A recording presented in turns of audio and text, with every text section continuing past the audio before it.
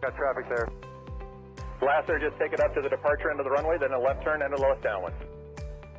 Cessna over the threshold, coming up on the white dot, at or beyond the white dot, left turn first available. I got a high wind coming up on about a half-mile final, clear to land at or beyond. Traffic on the left face, you're following a Cessna down, low off your left. Square it up just a little bit, and then we're going to get you in. Start your descent, though. Start your descent on the base.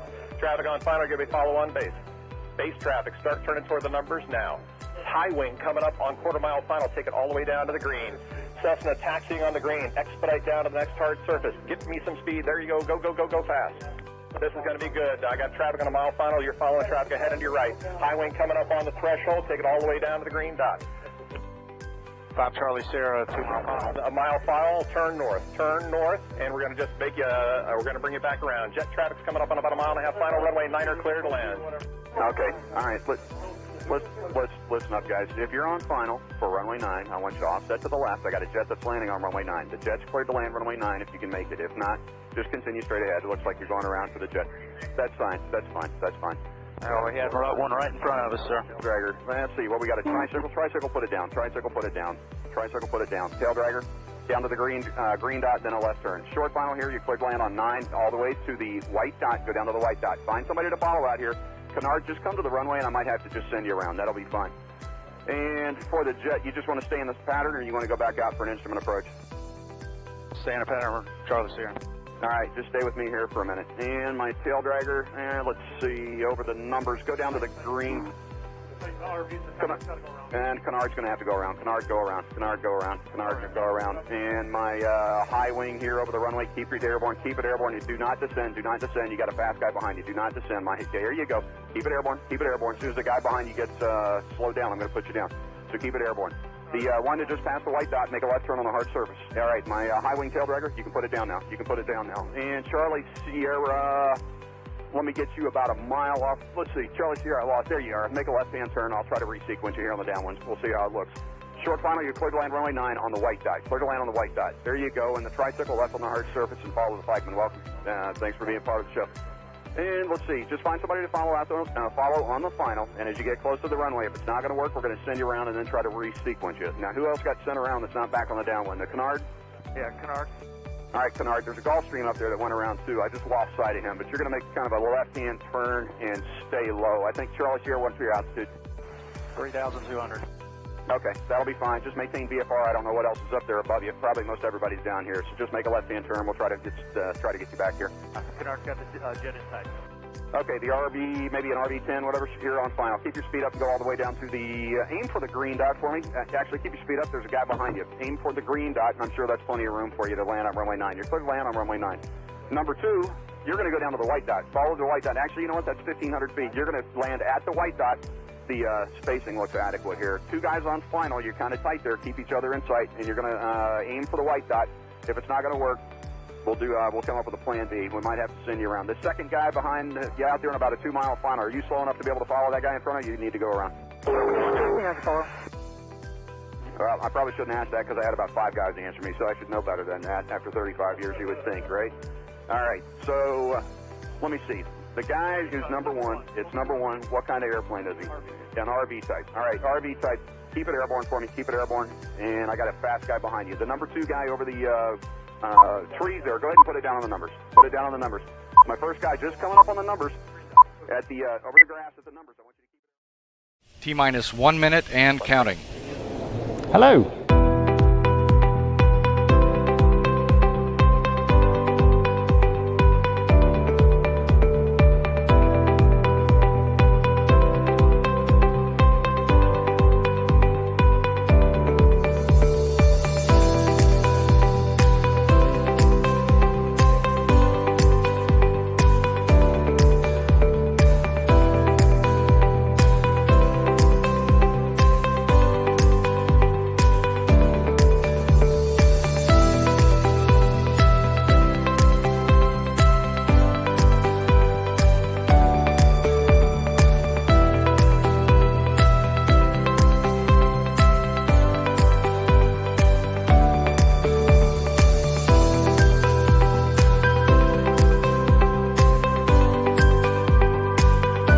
Four, three, two, one. Hello! Hello, everybody, and welcome to the Flyer live stream on this special day because it's Burns Night. So happy Burns Night, everybody! I have this little bottle here of Highland Honey Mead, alcohol content unknown, supplied for Christmas by David Eads from Easter. So I shall be sipping a little bit of that later, not during the show, because that would then go even further downhill than it probably will anyway. So yeah, happy Burns Night! Thank you for joining us. What are we doing? Let's talk about Sky Demon, shall we? Sky Demon is our sponsors. Thank you very much, Sky Demon. Here is their tip tonight. Not yet. Hold your breath. But I would like you, if you have any Sky Demon questions, we've had a couple in. Please send your questions to sdq@sega.aero, and we'll put them to Sky Demon. If they're interesting questions, we'll record them. If they're not interesting questions, we won't. But there you go. We'll see what we do. But here you go. Here's a tip for this week's Sky Demon. Hi, I'm Rob from Sky Demon, and here's another top tip. GAFOR are useful weather forecasts that are focused on a particular route or area and are designed to give a quick view of whether a flight through that route or area is go or no-go based on cloud ceiling and forward visibility. They are produced by weather authorities in the countries that use them. Turn GAFOR on from the weather menu, like this. You should immediately see the bulletins appear as routes in Switzerland, Austria, and some neighbouring countries. The forecasts cover 6 hours and are depicted with 3 boxes covering 2 hours each. Each box has a letter that describes the state of the route: open, difficult, marginal, and closed. A little black triangle marks the current time, so you can see that we're about halfway through this box here. Of course, you can open the What's Here menu to see the forecast in detail, including the reference altitude for the route, which is usually the highest terrain elevation. In Germany, GAFOR bulletins are given as areas instead of routes, but they work just the same, except there is also a clear state, which means there's no cloud forecast at all. You can see the colours around the borders of each subdivided area, and the forecast box in the middle. And again, you can open the What's Here menu to see that forecast in detail. For more information, check out our website www.skydemon.aero.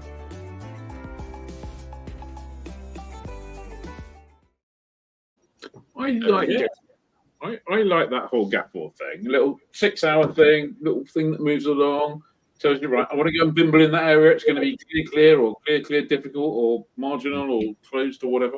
And you know what that's really useful for? Flying to the Raduno. Flying to the Raduno or flying back from the Raduno, indeed. I kind of wonder if we shouldn't have them over here. I think that'd be quite good. I wonder if there's some clever.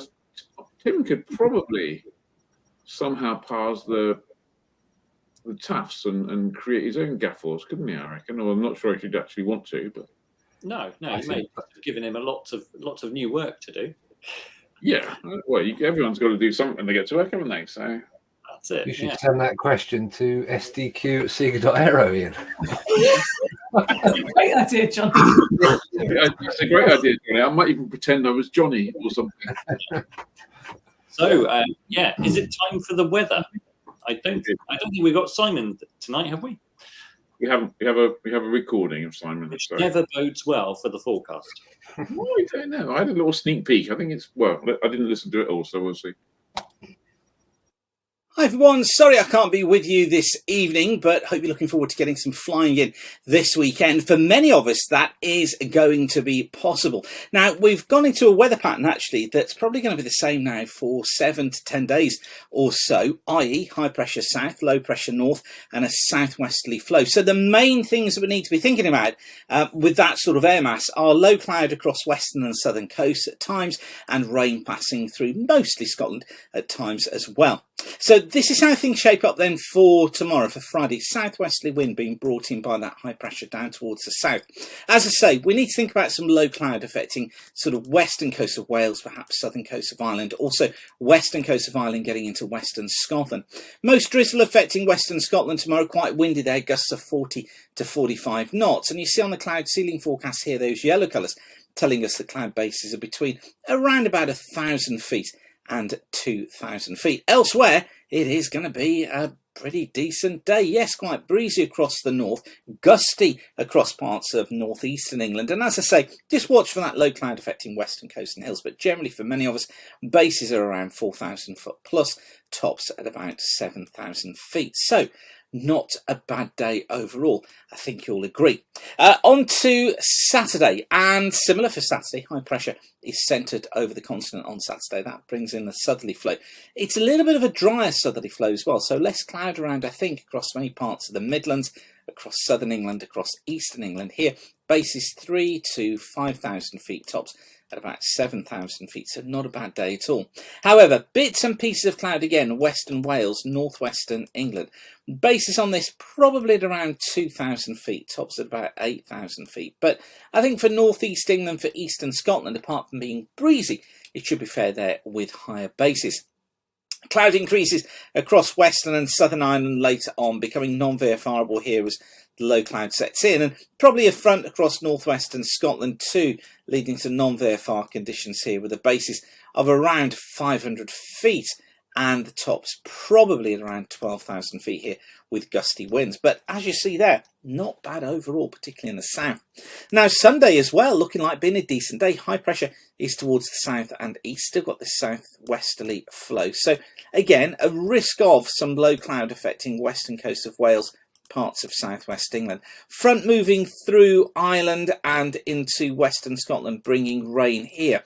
Some QNIMs across that front as well, embedded QNIMs.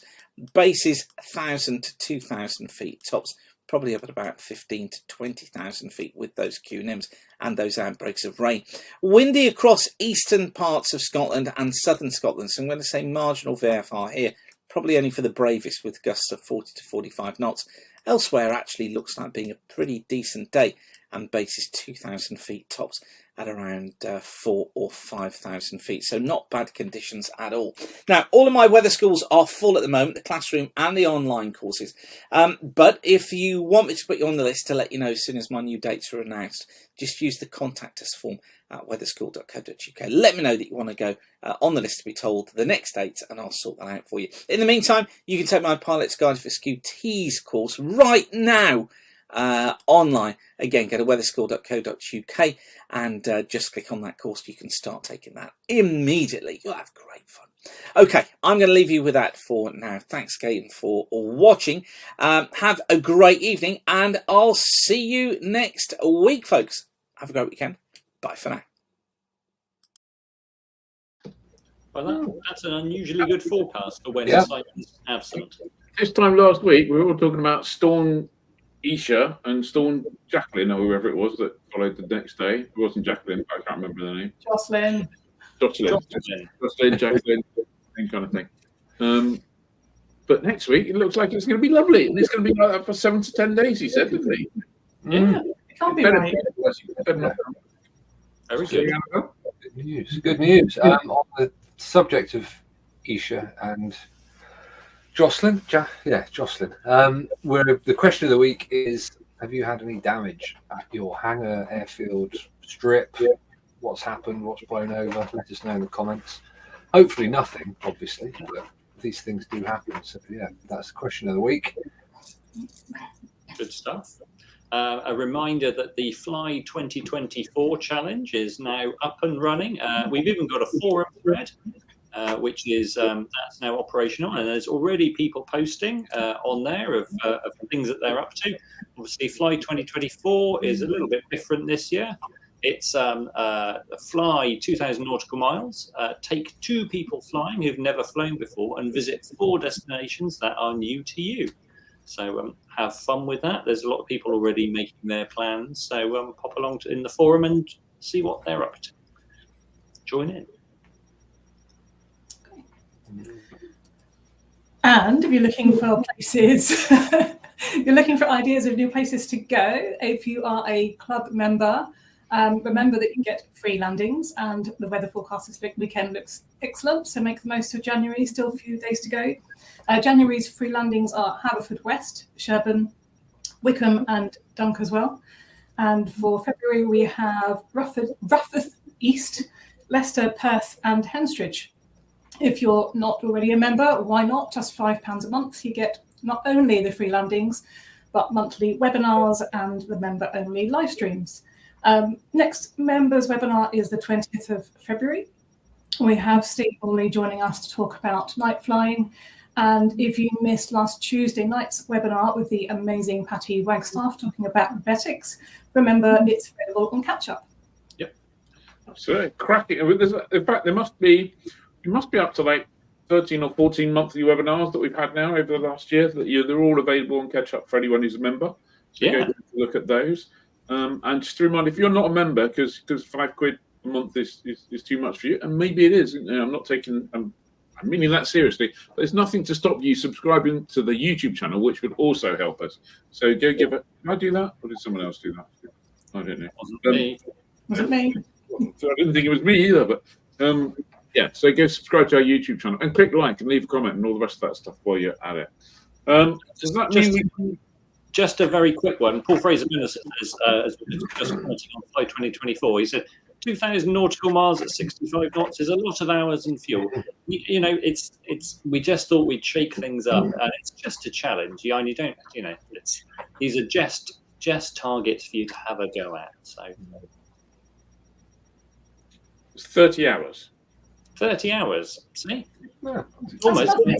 Flight 2023 was 33. Well, and 24 was 33 and 34 hours. So there we go. Yeah, and frankly, you can't blame us if you've got a bloody slow aircraft. I'm trying to remember. I must have heard it on a live stream, and maybe it was Russ Pinder last week who said, he'd read something that suggested that being current and being being on top of the aeroplane tended to be hours, the number of hours equivalent to your age. So yeah, that was a really good point to try and stay current. Yeah, absolutely. Oh, yeah, that's I've got some work to do, I think. Basically, based on that. I'm behind the curve, as it were. Right, we have some news. News, yeah, and it's me first. The Popham consultation. So this is the consultation on the Basingstoke and Dean Borough Council's draft local plan, which includes a proposed new Popham Garden Village, which is right on the airfield, has opened, and that's going to run until the 4th of March 2024.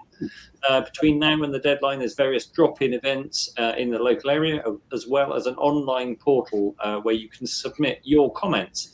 The draft local plan says it's necessary to allocate some greenfield land for development. We would say not the airfield, though.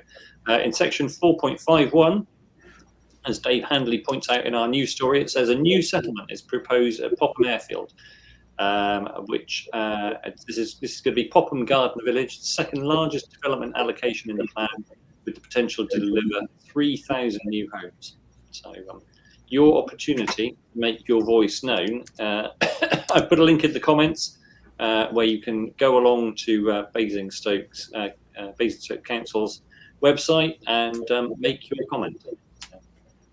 Yeah, absolutely. So it's it's a bit of a sad story, really, all round, isn't it? Talking of sad stories, Storm Isha and the question of the week. Storm Isha did create some casualties close to home for us.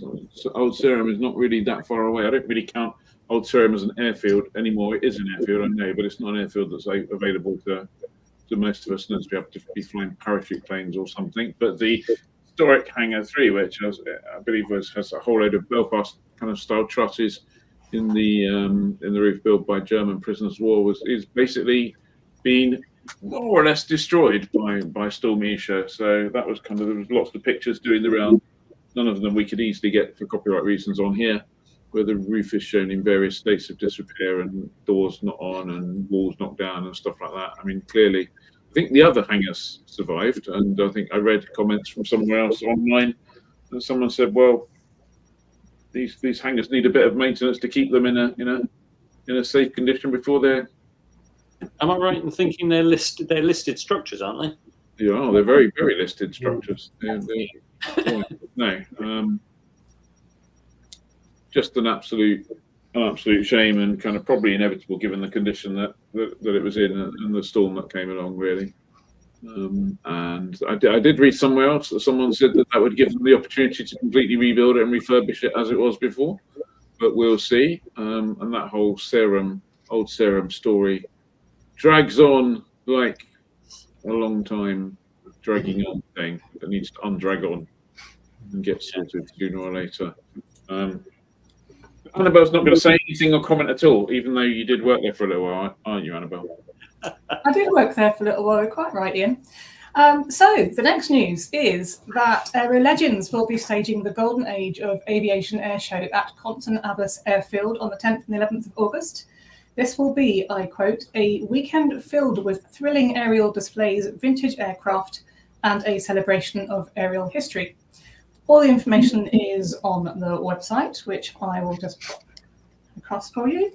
If you can get past the vast amounts of marketing guff, you will find that there'll be vintage aircraft displays, a warbird showcase, and reenactments. Ticket prices start from £39.50 for general admission and go up to £275 for the Platinum Enclosure Weekend Pass, where you can experience the epitome of luxury where exclusivity meets excellence. However, it does say you will need warm clothing and waterproofs. What, in the VIP lounge? In the Platinum Enclosure, yes. Okay. Oh, there you go. I mean, I have to say, well, but I should probably point out before anyone, 275 quid. And bring your own brolly. And bring it. Yeah, I should probably point out that just before anyone thinks I know that wasn't a display practice. That was a Photoshop practice. Oh, you surprised me, Ian. Well, it's just one of those things that someone out there, and we go, "What's going on there? I'm going to complain to the seat," and then it all just turns. And then, anyway, it wasn't real. Okay, it was fake. Not the Compton thing isn't fake, but that picture was fake. Yeah. Okay, because Compton, for anyone who hasn't been to Compton, I'm sure that's probably not many people now. It's basically a long, thin strip, and there's not a huge amount of public land either side of it. There's a car park running along the south side of it, and so it's going to be an interesting place to put on display. It's going to be quite the kind of crowd line. It's going to be not that far off of the road, in effect. So I'm guessing the display will take place over the valley to the north. Which will be spectacular, because it is lovely there, isn't it? Many years ago, in previous lives, I have seen someone who's no longer with us, sadly, not in an aircraft accident, I hasten to add, displaying a Stearman there, and to great effect, like disappearing under there and just suddenly popping up over the top. And so I don't know whether that would be appropriate in a fully organised public display these days, to be honest with you, but we'll see. But yeah. 275 quid for a weekend. That's a lot for air shows, clearly. But it's probably not a lot for other kind of. Probably not. You probably pay more than that for a badminton weekend of watching horses in a Platinum Enclosure somewhere, wouldn't you? Maybe. I'll probably get you 2 F1 tickets with no hospitality. With nothing, and you have to pay 10 times that before you get a hot dog at Silverstone, I should think. I'd be surprised if we got you 2 tickets, Johnny. True. It's Johnny here, so it'd be like one child's ticket because he only looked old because of that beard. Mr. Always Blue said, "That's easy. Just watch it free from Shaftesbury." Indeed. Yeah. Right. Next, so my story: eVTOLs. The Skyfly, which we first heard about, I think, about 2 years ago now, 2022, is scheduled at some point to make its first airfield-to-airfield flight this year. So the Skyfly building the aircraft called the AX 2-seat eVTOL, and they're also working with Aerovolt, who are the charging company. They're going to be utilising Aerovolt's charging network around the UK. They've already got charging points, I think, at Shoreham, Lydd, Dunkeswell, Bournemouth, Sandown, and maybe 1 or 2 other places. Bournemouth? Yeah, Bournemouth. According to Dave's news story. I mean, I believe it, but like, who the hell ever wants to fly to Bournemouth these days? It's like stupidly expensive, bloody awkward, fallen down. Indeed, yeah. So the current batch of Chargers, and I've just realised they had one at Fairford last year for the air show. 22 kilowatts, and they're looking at bringing in 120 kilowatt in the near future. But it will take 3.5 hours to charge the Axe, apparently. Okay. Based on the current 22 kilowatt chargers. And the Axe, if you've forgotten, is going to be about $180,000 US. And yeah, it's this fairly interesting four-wing design. I did have a picture, but it appears to have disappeared. So you just have to use your imagination, write your own AI script in your head.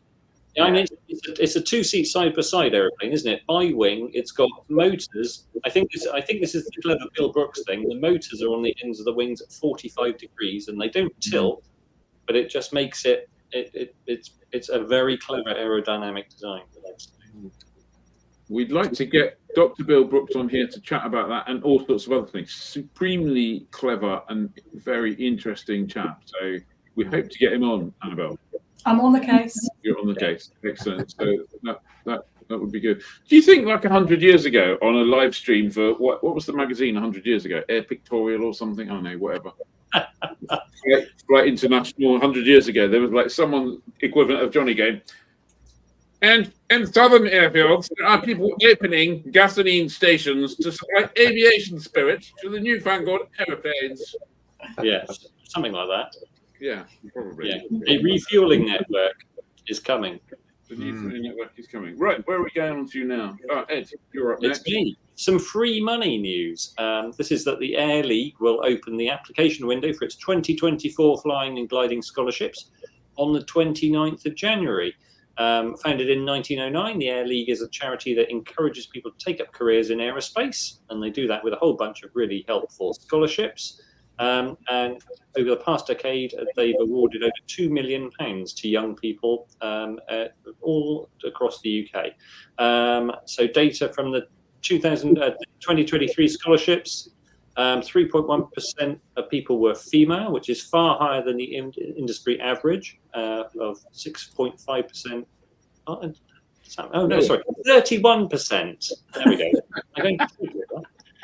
Higher than the industry average of 6.5% for pilots. 49% were under the age of 18. 47% were aged between 18 and 25. I will put a link in the comments, and you can. It's as we always say with free money for flying. If you know someone who can use it, tell them to apply, because you're only as good as your application. So, absolutely, cool. Let's mark the next news. Epping Forest District Council, who own Northfield Airfield, have sold a big chunk of land to Google. 52 acres have been sold, possibly to be used for a data centre, but there isn't a confirmed timeline. The good news is that Northfield will continue to operate, and the council are planning a new combined control tower and fire station. That's exciting. I know people worry about stuff like that, but I think things like data centres on airfields, it's got to be a good match, maybe to airfield operation continuing. There is a lot of land at Northfield that could be sold off easily without impacting airfield ops at all. So yeah. I'm a little bit worried that Annabelle has once upon a time worked at Northfield and once upon a time worked at Old Sarum, and I'm worried that there's a property developer going to knock on my door. Now Annabelle's doing some stuff for Flyer. They're going to go, by the way, can I build something in your garden or whatever? I think you've got a very nice shed. Yeah. It would make a great data centre. Yeah, I'm not too sure about that. Right. What else do we need to mention here? There was something I thought of and now I've forgotten it, but I think it's probably a reminder to like, comment, and subscribe, and to join for £5 a month. And don't forget to send your questions to sdq@seagate.aero. Yes. So we zoom through the news. Not a huge amount of news this time of year. I think we're getting into that period where people are going, okay, certainly aviation and aircraft news, we're going to save that up for Friedrichshafen, which is not that far away now, is it? No, that's it. Yeah. So that's a good thing. So we'll probably just get really boring eVTOL stories. I don't know if anyone else is really bored with them, but I'm a bit bored with them now. And sad stories of airfields being built on. No, let's be a bit more upbeat on it. Right, let's go. Yeah. Let's talk to Sam Rutherford. Rutherford? It's a different Sam. Completely. Let's talk to Sam, who's not Sam Rutherford at all. Sam Rutherford's a bloke.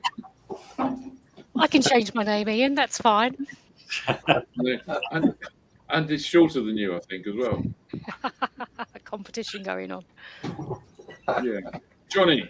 Sam, Johnny, take it away. Sam, thanks for joining us. You're very welcome. Before we talk about BWPA, just give us a bit of background about yourself and how you got into working in aviation. Well, I guess the first thing is I don't work in aviation. I'm completely non-aviation on a day-to-day basis, but I have been. It's one of those moments when I was about 5 years old and I fell in love with aeroplanes and aviation, and it's been my absolute passion ever since a young age. Didn't lend itself for me to be able to do it commercially. I took a different career path.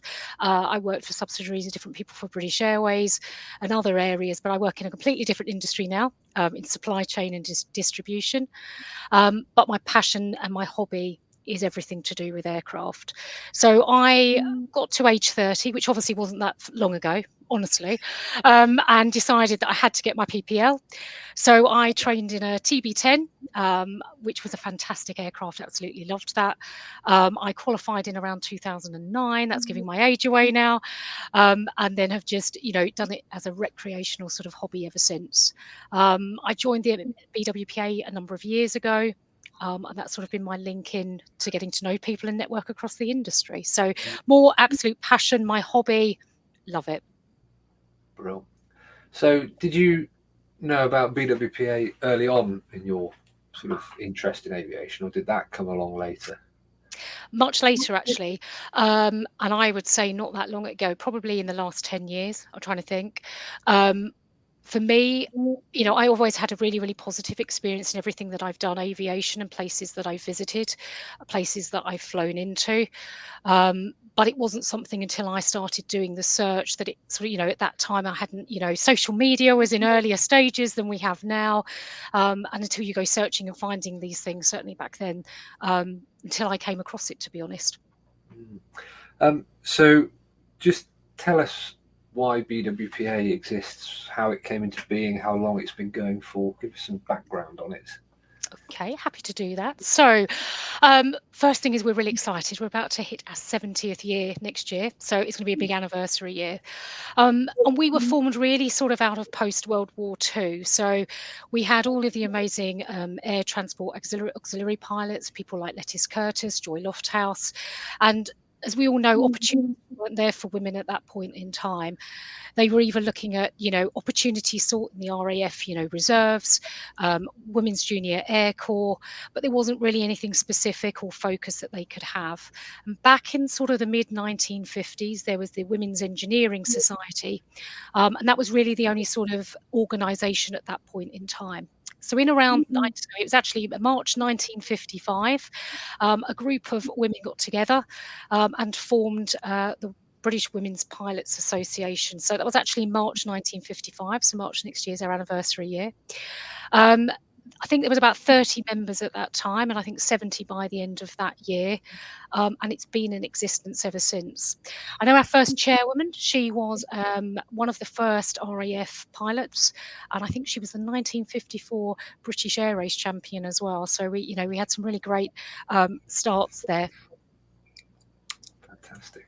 So membership, talk us through what the sort of demographic looks like, because there's more and more people wanting to get into not just flying airplanes these days, but engineering and both aircraft engineering, design engineering, that sort of thing. How does membership work, and what can people get out of it? So membership's open to anybody.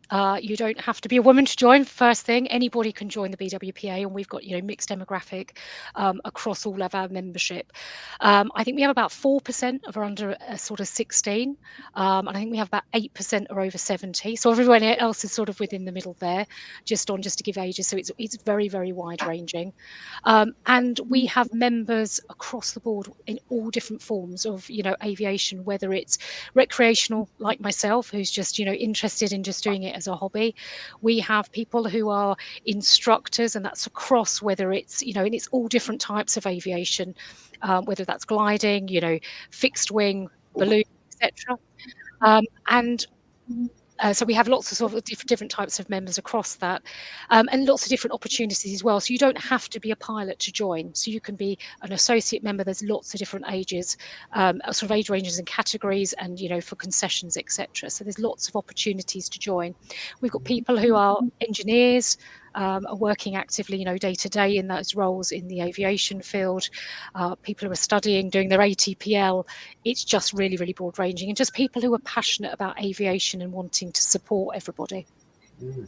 Now, tell us about scholarships, because obviously that's a big thing for helping give people a boost up in whatever they want to be doing. So, yeah, how do they come about? Where does the money come from?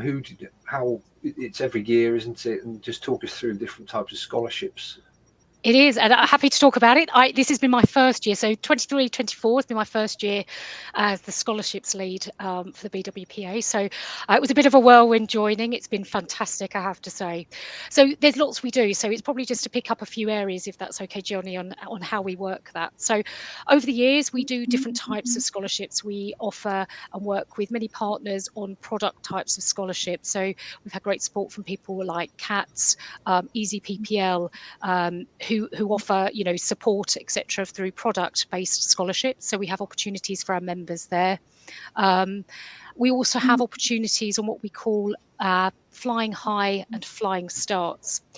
So our flying starts, if I start with, are really for inexperienced, those who have yet to get their licenses. This is really to get them started on whatever journey. It's open to any form of flying. So that can be ballooning, gliding, microlight, whatever anybody's doing, it's open to everybody. And they don't need to be following a career. It's not about you've got to be a professional pilot. This is just about the opportunity to get your license and be part of that community. And on our flying highs, these are for pilots who already have their licenses, so they're already experienced, and they're looking to gain further qualifications, within their field. And again, it doesn't have to be on a professional basis. So some examples of what some of our flying highs have done is we have a helimed helicopter pilot who, since taking on one of those, we have a member who is a first officer on WIS as well, who is a previous scholarship winner as well. We have a recent scholarship winner who was announced in December, who is actually a Tiger Moth pilot and is looking to get her aerobatics instructor rating. So lots and lots of sort of opportunities there. How we work those, we work with many sponsors. So we sponsor a number ourselves from the BWPA, and we have our funding obviously from the support of our members, from their membership fees, partners, donations that we take in from people that support us. And separately, we have lots and lots of fantastic supporters who support and offer to sort of work with us to offer scholarships. So, for example, Sky Demon, very kindly for sort of 23-24, Light Aircraft Association, also offers some support. And we've also got some memorials. So often, year on year, families or people want to offer support or, to somebody who's looking to learn to fly or increase their experience by doing something in their own family name. And we've had some recent ones, the Oriana Pepper, the Jerry Cook Memorial as well. So there's a number there. And we've got other people such as Dorothy Paulie, who's also sponsored an award. So lots and lots of different diverse people offering support.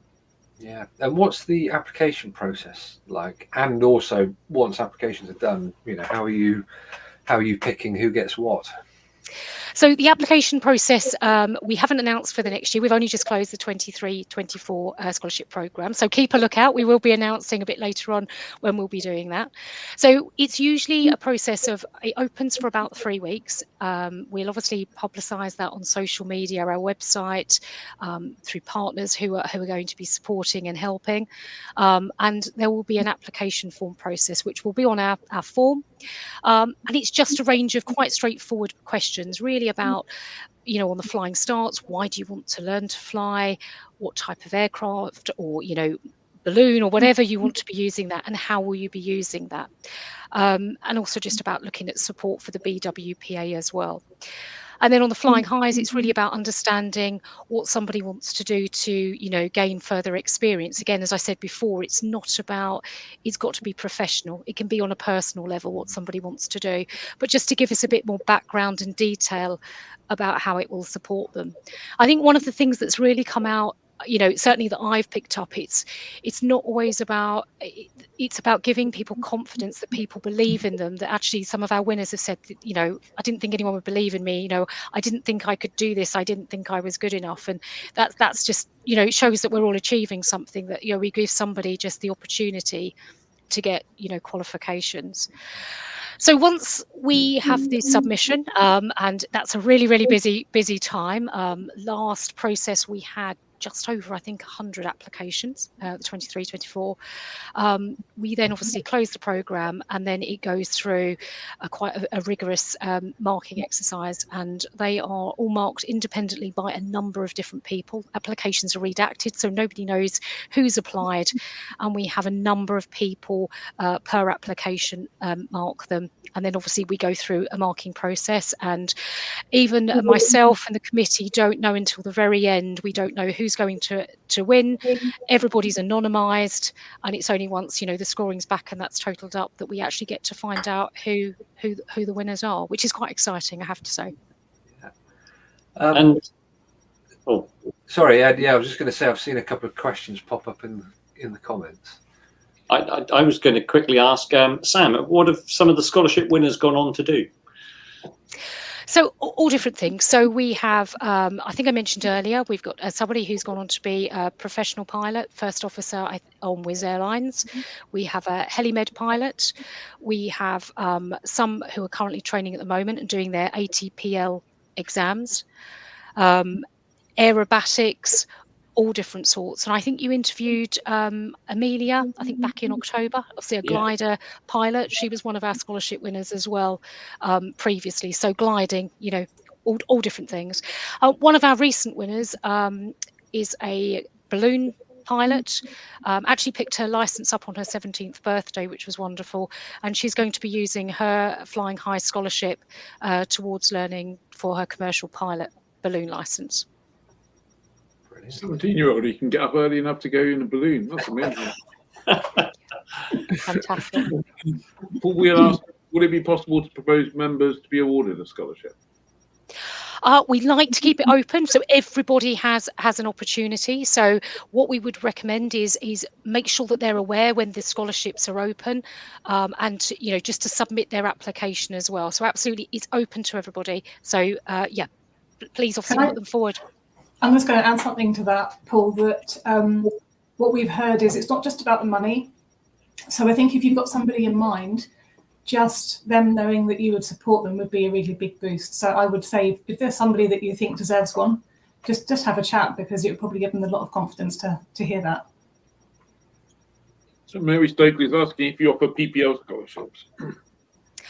We're always happy to. So we're obviously happy to talk to anyone who would be willing to sort of partner and support us with that. So we're always open, for any type of scholarship. So obviously for 24, 25, we'll be talking to lots of different people to see what scholarships we can offer. So never say never. Absolutely. Long coming here from Jane. Give it a good Tesco. So I joined.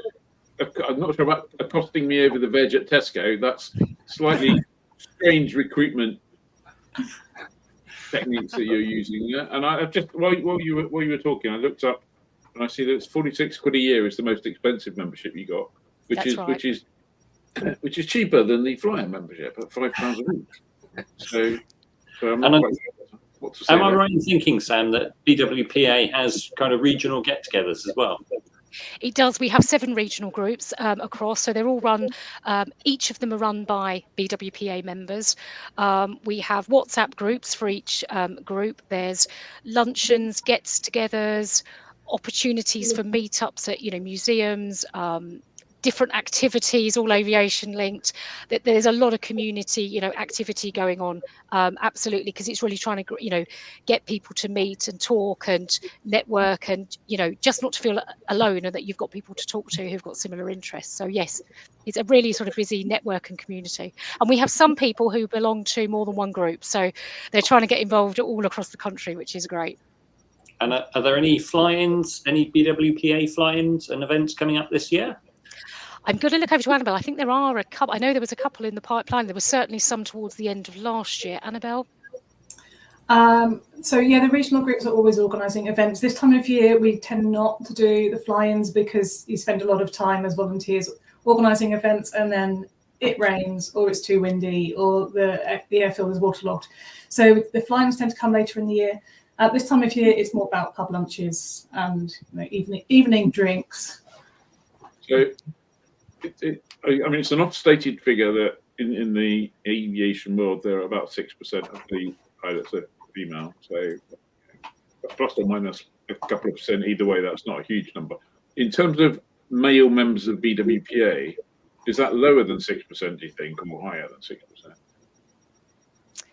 That's a good question. I think it probably is around 6%. Well, that's interesting, isn't it? Yeah, I'm going to look that stat up, Ian. That's a really good question. Yeah, and I guess apart from the fact that it's a bit difficult to tell thanks to YouTube and all the rest of it, but you're both wearing the same hoodie, so that wasn't coordinated, Ian. We had no idea who was wearing it. Yeah, no, of course, yeah, obviously.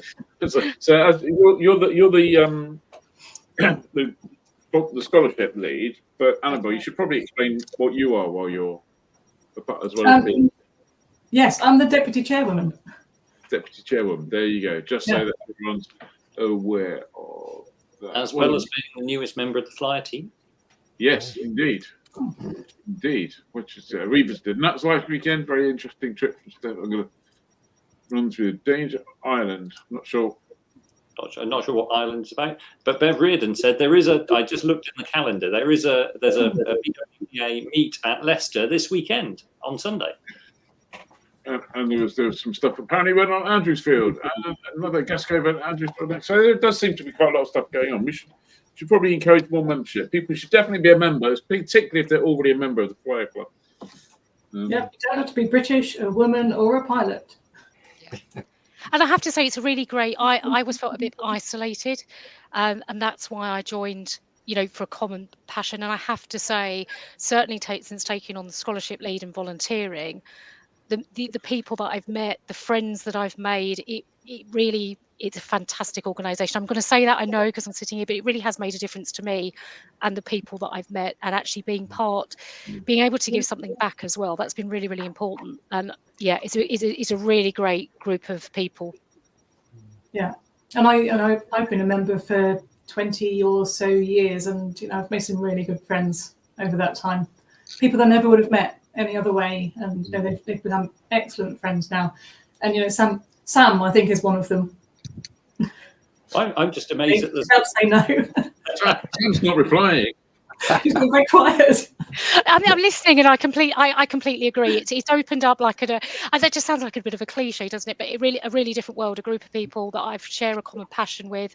We all have groups of friends, don't we, outside of aviation, who don't always understand, but it's great to be able to talk to people about something that you've got a common interest for. And I would say I've made some lifelong friends, absolutely. Yeah. And it's amazing. I think it's amazing. I didn't realise you guys had been around for nearly 70 years. Yeah. And what's really interesting, actually, Ed, is what we aim to do as an association hasn't changed. It's still the same. And in some ways, actually, that it kind of makes me sad, because 70 years later, we still have a need, but as Sam said, there's been so many positives that have come out of it, so many opportunities, friendships, so many things that have achieved that I don't think I wouldn't have done without the BWPA. Yeah. And I was talking to Annabelle earlier because I was looking at our inaugural meeting minutes, because I love a bit of aviation history. I'm always delving into that. And the aims, the first set of minutes are still available, and the aims and objectives, as Annabelle said, are exactly the same things that we work towards now. So you're absolutely right. It's really interesting. I found that fascinating, actually. Were there, when you looked at it, Sam, were there any famous names at that first meeting? I'm going to see if I can scroll down and see it, actually, if I can process it. I don't recognise it, but there's only got members of the committee, so they didn't add anybody else who was in attendance. So I'm sure we could dig somewhere into the archives. We shall look that up now. I'm now intrigued. I'll have to find that out. Yeah, Ian I think Ian just flashed it up on screen, but Darren at Aerotique says, we always point our fly to help aim high students in the direction of BWPA when the scholarships are announced. But we'll always go word in more general sense. Cool. Brilliant. Well, thank you very much. I think there's quite a whole bunch of comments in there, which is good. So hopefully that's been useful. I certainly learned quite a lot. I don't know. I'd never really thought of joining, to be honest. But there you go. Maybe 2024 will be the year. But I can't do any volunteering. I'm sorry, and you'll probably be very happy about that. Good.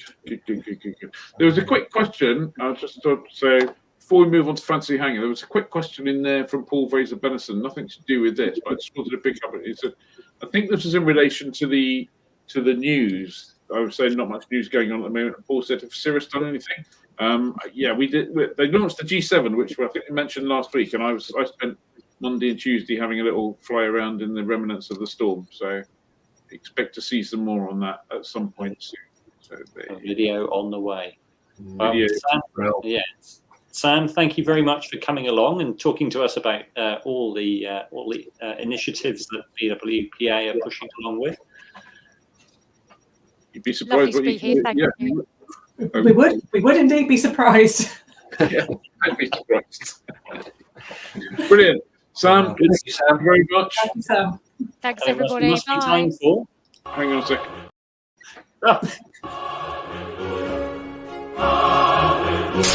Ed wins.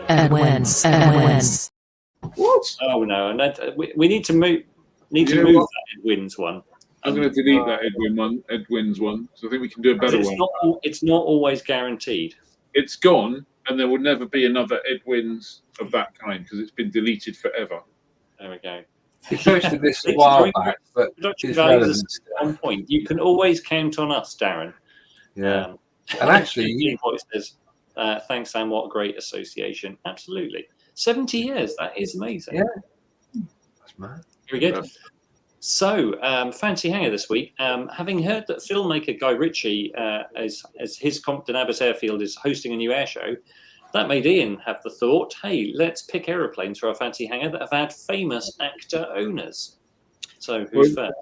I don't want to take the credit for it, to be honest, because there was a jolly helpful chap called Harry who emailed in a bunch of ideas, and that was a kind of like very slight modification on one of them. Wasn't it? Inspired by the Compton Abbas thing. So thank you, Harry. So I plagiarised it, called it my own. Thank you very much. Very good. So who's going to be our first aeroplane with a famous actor owner? I'm actually at the top of the list of things in here, so I guess I was to jump in first. Okay, jump. So this has been one of my all-time favourite aircraft. It's if you don't recognise it, it's an SX300. It's got 300 horsepower engine in it, 2 seats, obviously, and high-speed cruise at about 240 knots, which is mad and bonkers. It's like when you're flying. We did a little bit of flying in them around Florida, and it's kind of like, so yeah, you need to go from here to here. How long is that going to be? Or 7 minutes or something. And it's just like, oh my god! Like you make your first call to the tower. And then by the time the tower's replied, you've already shot through their airspace out the other side. That was a mad time. Mad time. Anyway, so that airplane was designed by a guy called Ed Swearingen, and it's a kit airplane, and it's a kit and a half. But I couldn't find any actors that had owned it. However, Ed in the 1980s, at the same time he was doing the SX 300, also designed this, the SJ30. Super high speed, super slick looking.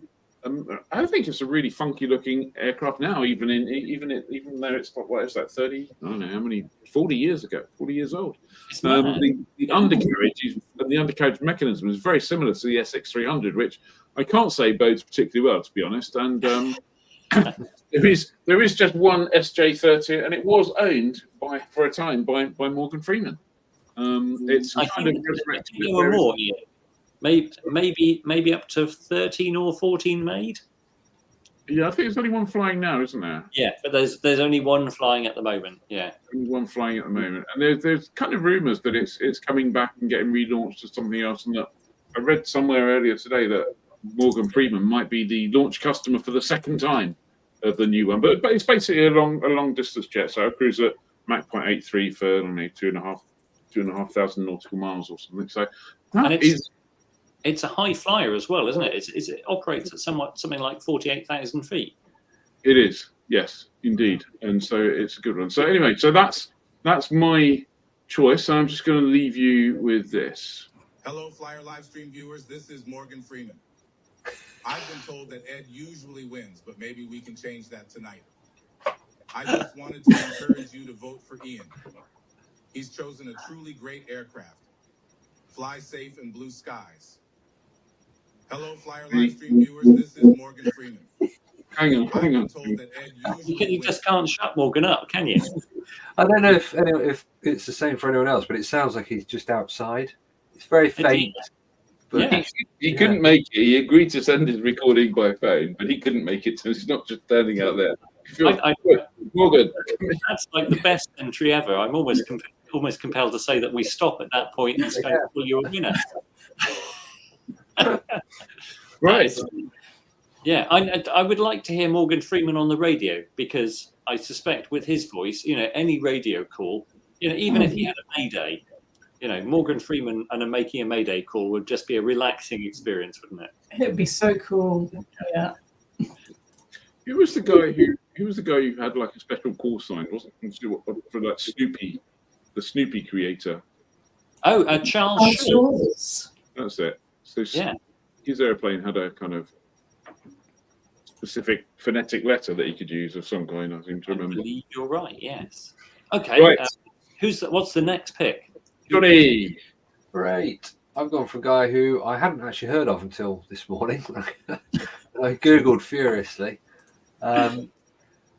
So Cliff Robertson. Yes. Is like an Emmy award-winning actor from the sort of, I think, 60s and 70s. But he was big into flying. He had a reasonably interesting mix of airplanes. He had a Stomp, a Baron, a Messerschmitt 108, and a Grob Asteer glider, and also Tiger Moth. But then at some point, I think it was about 1966, he got hold of Spitfire Mark 9, which originally was MK923, which was built in Castle Bromwich and actually flew on D-Day. So he bought it from the UK, got it shipped over from Biggin Hill to, I think it was California in 66. And yeah, he flew that a lot with a guy called Jerry Billing, who did a lot of display flying in it for him, I think. And they owned it for a few years and then ended up selling it on, and it ended up in the Boeing. Is it? It's in the Seattle Museum of Flight. That's the word I'm looking for. Museum of Flight in Seattle. Yeah. So if it was a Boeing one, the doors would always be open, wouldn't they? Yeah, it was always open at the Boeing Museum. Yeah. So it was a toss-up between that and his BF 108, which is they're cool little airplanes. But I thought Spitfire, being as it flew on D-Day, he bought it. It did a lot of display flying, and it did appear in the Longest Day movie in 1961. And Robertson famously was in 633 Squadron. Yes, he was. Yeah. And was also, many years later on, was one of the founders of the EA's Young Eagles program. Wow. Yeah. Real active guy. Right. Well, the next one appears to be Annabelle. When I say it is Annabelle. You sure? Yeah. I have gone for the F-86 Sabre as owned by Michael Dawn. So what I thought was particularly interesting about the Sabre, which you might not know, is that it entered service with the US Air Force in 1949. So there's actually a numerous years overlap with the Mustang. And what I didn't know, or had forgotten, is that Jackie Cochran flew one to become the first woman to break the sound barrier. Yeah. But she had to borrow it because women were not allowed to fly them in the military. So, yeah. Was she an actress, though? Jackie Cochran wasn't, no. But Michael Dawn wasn't an actress either. No, I've never heard of him, I have to say. Famously in many episodes of one of the Star Trek series, I believe. Really? Yeah. Well, I did recognise him. William Shatner, who was a bit of a pilot, and he had a few hours in an R-22, but I figured that wasn't gonna cut it, was it? And you told me that Dr. Spock in his CRP-5, he had a PA-28 at one point. It just seems like something you shouldn't do if you're Dr. Spock, really, isn't it? That's it. Was it Dr. Spock or just Spock? Good question. Anyway. Star Trek experts answer. Yeah, come along. How do you comment? So that just leaves me. And I picked this, which is the fabulous P-51C Mustang Thunderbird, which was owned by Hollywood star Jimmy Stewart. Stewart famously became the first major American movie star to enlist in the United States Army to fight in World War II. And he was deployed over here, flew Liberators from a couple of UK bases, and held various command positions until he retired in 1968 as a brigadier general. Thunderbird was an aeroplane he purchased in the late 40s. It was a P-51C, which he had converted as a racing aeroplane. And it would go on to win the 1949 Bendix Trophy race in the hands of Joe DeBona with an amazing average speed of 470 miles an hour. That blue finish was the result of 48 coats of blue cobalt paint, polished to a high shine. And as a connection to Annabelle's fancy hangar, Stewart eventually sold the aeroplane to Jackie Cochran, and she set a speed record in the aeroplane. So that aeroplane went through a bunch of different owners after Stewart and Cochran. Was lost in an accident. The bits were dug up, and then the bits were used to recreate that aeroplane. And that's the photo you saw was the aeroplane reappearing at Oshkosh last year, and it is just beautiful. And I remain in love. And it was displaying at Reno last year as well. So fantastic display. Yeah, and just a beautiful thing. So what have we got in the comments? We have, Chris Holiday first says, how many people saw Aerotiques on BBC Two's programme on Monday evening, which I think was that the Repair Shack on tour, wasn't it, I think? With David Jason and the other guy from the repair shop. Yeah. It was good.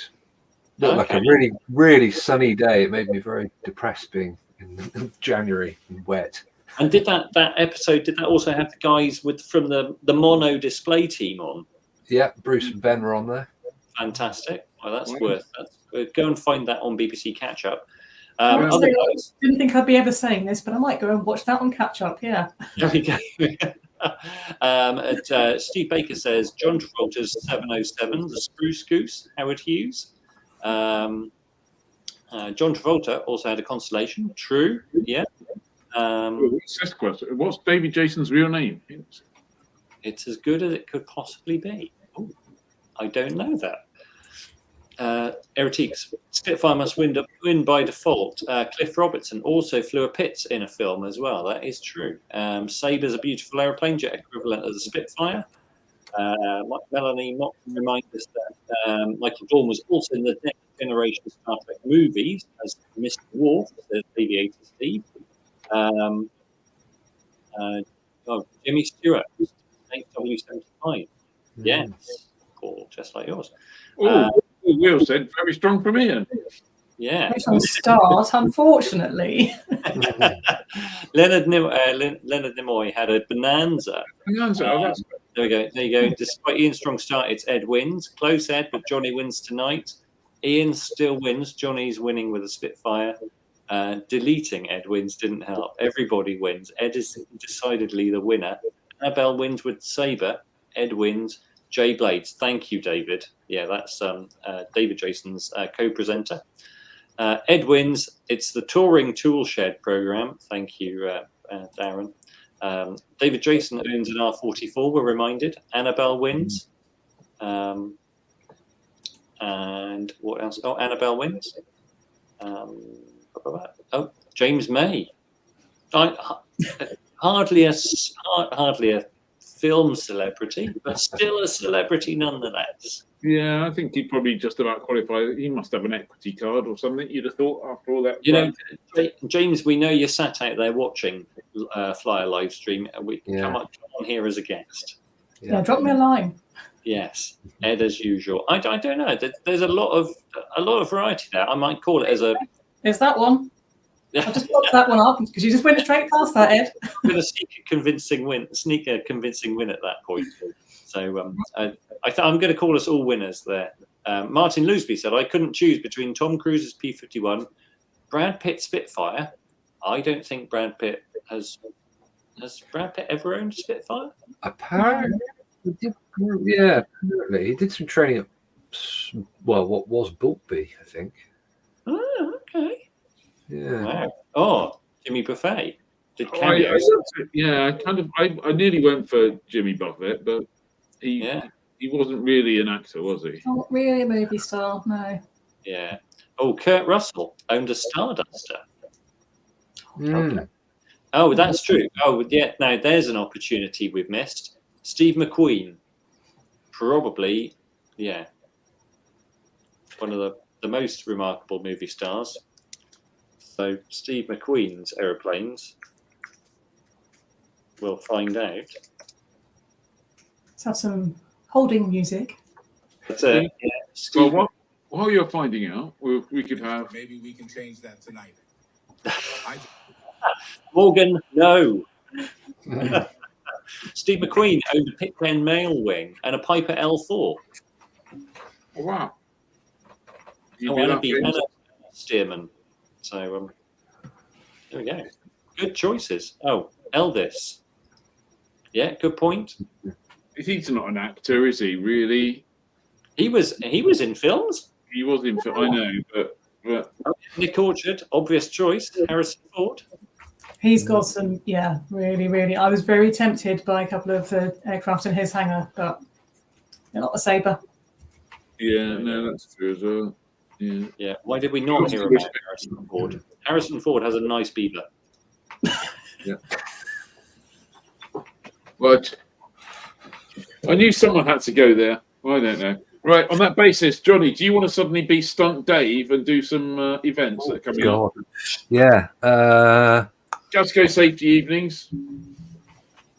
There we go. Gasco Safety Evenings. Yeah.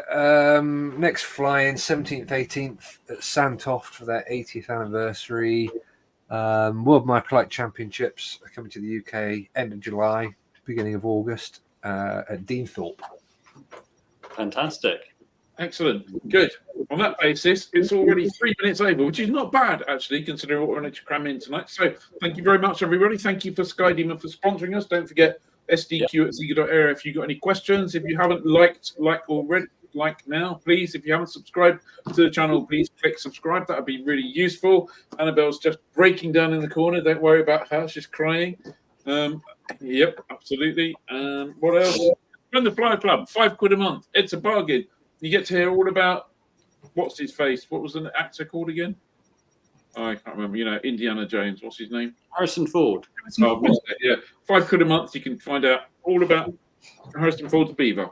On that note, I think it's time to say goodbye. Thanks all. Fly safe and see you next week.